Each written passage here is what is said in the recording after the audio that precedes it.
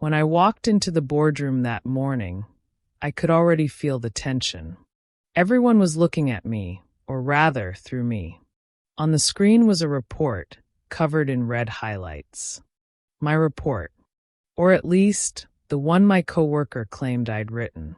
My manager's words cut like glass. Leah, can you explain how a $2 million error went unnoticed under your supervision?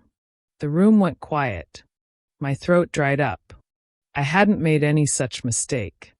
But the evidence, the spreadsheets, the timestamps, the digital trails, they all pointed to me.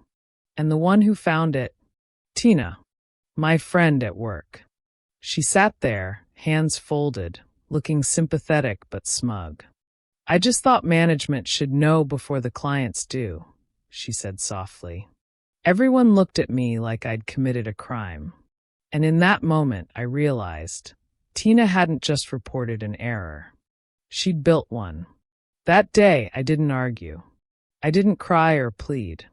I apologized for the oversight and promised to fix it.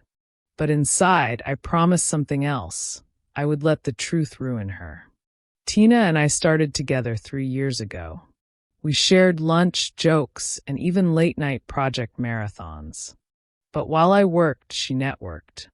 She knew how to flatter the right people, take credit in subtle ways, and make me look like the quiet shadow behind her light. When our company opened a senior analyst position, I knew she wanted it. And now I understood this mistake was her shortcut to get there. For 2 weeks, I played the fool. I let her watch me struggle to correct my work, thinking she'd won.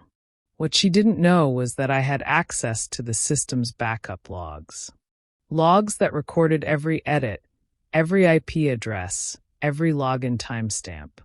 Late one night, I traced the changes that caused the so-called $2 million error. The modifications came from Tina's credentials. But not during work hours. They were done remotely, at midnight, from her home Wi-Fi. I smiled, because the truth wasn't just going to clear me. It was going to bury her. The following Monday, our director called for a review meeting. Tina came in glowing, ready to update management on the progress of my correction. I sat quietly, waiting. Then, when it was my turn, I connected my laptop and said, "Before I share my corrections, I'd like to show where the original error began."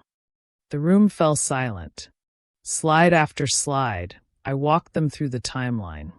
And when I revealed the final log showing Tina's ID, her IP address, and her login timestamp, you could have heard a pin drop. Tina's face turned pale. She tried to interrupt, but I kept speaking, calm, professional, factual. "It seems the error was manually inserted using another employee's credentials," I said, turning to her. "Would you like to explain how your account accessed my files at 12:43 a.m.? The director's expression hardened. No one moved. Then he said quietly, "Tina will handle this internally. Leah, thank you for bringing this to light." By the end of the week, Tina was gone. Not fired immediately. That would have been too clean. They investigated quietly. She was removed from the project, then asked to resign. A month later, I got promoted. Not because I asked for it, but because no one else could do my job. Sometimes, revenge doesn't need rage or chaos. It just needs patience and proof. And when the truth finally speaks for itself, you don't need to ruin your enemies. They ruin themselves.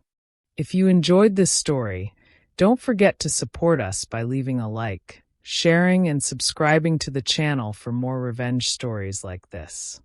Thanks for watching.